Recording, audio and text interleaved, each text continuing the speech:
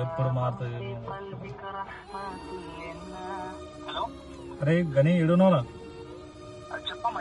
బండ మీద అనుకుంటున్నారా? జర ఏమైనా గ్రూప్ ఉండే ఫోటోలు సెండ్ చేయ, బండి ఫోటోలు. గల్లీ పక్కనే ఉన్నా, మన ఇంటి గల్లీ పక్కన.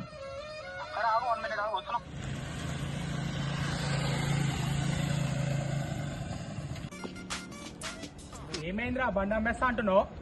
2,50,000 మిత్తికి తెచ్చినావు, అవి ఇంకా కట్టలేము. బండి అమ్మేస్తాడు అంటే పైగా రోజుకి 2,500 సంపాదిస్తున్నావు. అమ్మ దీనికి పెట్రోల్ ఎట్లా పోతుంది తెలుసా? 1,500 పెట్రోల్ పోతుంది రా.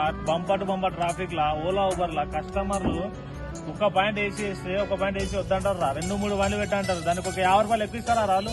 ఆ 1,500 ఈయనే పోతుంది రా. 200 మళ్ళీ నా ఫుడ్ కి, 300 కమిషన్ కి, మిగిలిన 500 రా. ఆ 500 నేను ఏం కట్టారా? 100 రూపాయలు ఎక్కువ ఇస్తాను, 18,000 దీన్ని ఈఎంఐ కడుతున్నా.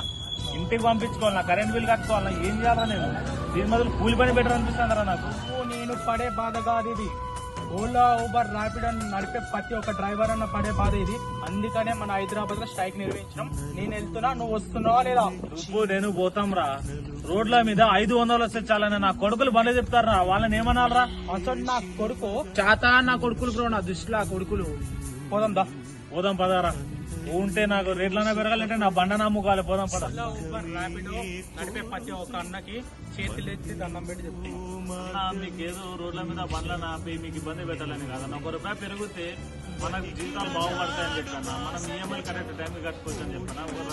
స్ట్రైక్ నడుస్తుందన్న, దాంట్లో అందరు పాల్గొనన్నా. ఒకవేళ మీరు రాకపోయినా బండ్లు తీయకండి, ఇంట్లో ఉండండి. ఇంట్లో ఉండి బండ్లు తీయకండి. ఓలా ఊబర్ నడిపాకూడదు, ఓలా ఊబర్ ర్యాపిడ్ నడిపాకూడదు. అది మన కోసం చేస్తున్నాం అన్న, కొంచెం ఆలోచించండి. సాధ్యమైనంత వరకు ప్రయత్నిస్తామన్న అందరం. జై డ్రైవర్ అన్న. జై డ్రైవర్ అన్న.